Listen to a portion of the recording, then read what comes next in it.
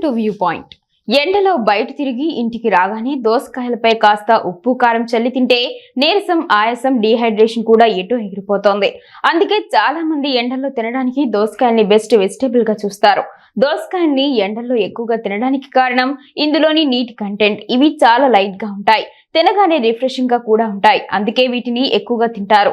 ముఖ్యంగా salads, sandwiches, ఇతర foods లో దోసకాయల్ని ఎక్కువగా యాడ్ చేస్తారు.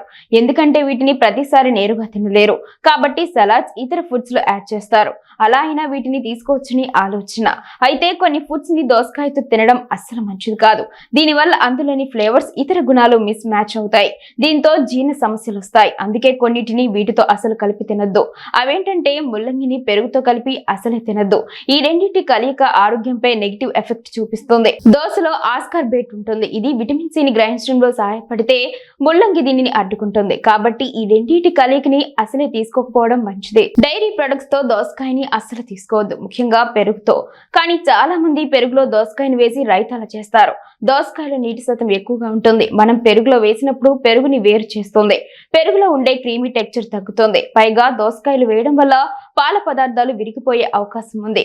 దీంతో టేస్ట్ మారుతుంది. మీకు చల్లగా, క్రీమీగా తీసుకోవాలనిపిస్తే పెరుగులో దోసకాయ కాకుండా బెర్రీస్, ఓట్స్ వంటివి కాంబినేషన్ చేసి తీసుకోవచ్చు. నిజం చెప్పాలంటే దోసకాయలు టమాటాతో సలాడ్ చేసుకొని తింటారు. ఇది టేస్టీగా కూడా ఉంటుంది. రెండింటి కలయిక చాలా టేస్టీగా ఉంటుంది. అయితే ఎందుకు టమాటాలతో కలిపి దోసకాయల్ని తీసుకోవద్దని చెబుతున్నామంటే దోసకాయలు కొద్దిగా చేదు గుణం ఉంటుంది. ఇది పండిన టమాటాల్లోని తీపిని పాడు చేస్తుంది.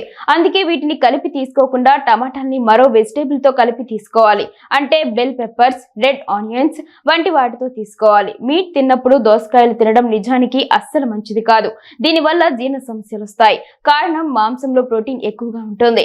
దీనివల్ల ఆలస్యంగా జీర్ణమవుతుంది. ఇక దోసలోని ఎక్కువ నీటి శాతం త్వరగా జీర్ణమయ్యేలా చేస్తుంది.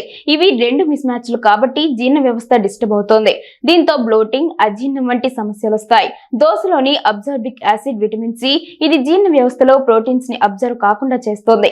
సరిగ్గా జీర్ణం అవడానికి దోసకాయలు సెపరేట్ గా, మీట్ సెపరేట్ గా తీసుకోవాలి. రెండింటి మధ్య టైం గ్యాప్ ఉండడం మంచిది. సిట్రస్ ఫ్రూట్స్ అంటే నారింజ పండ్లు, నిమ్మరసం పుల్లగా, టేస్టీగా ఉంటాయి. వీటితో దోసకాయని కలిపి అసలే తినద్దు. దీనివల్ల దోస ఫ్లేవర్ డెలికేట్ చేస్తాయి. ఇందులోని ఎసిడిటీ గుణాలు తాజా దోస రుచిని మారుస్తాయి. ఈ రెండింటి కలయిక మరింత పుల్లగా మారుతుంది. దీంతో ఎసిడిటీ పెరుగుతుంది, క్రిస్పీ టెక్స్చర్ తగ్గుతుంది, దోసకాయ మెత్తగా మారుతుంది. అందుకే దోసకాయని పులుపుని కలపకుండా ఉండాలి. అలాంటప్పుడు పుల్లగా తినాలనిపిస్తే కొన్ని కూరగాయలు, కాలే, అరుగుల వంటి వాటితో తీసుకోవాలి. వెల్లుల్లిలో ఘాటు ఫ్లేవర్ ఉంటుంది. ఇది దోసకాయ రుచిని డామినేట్ చేస్తుంది.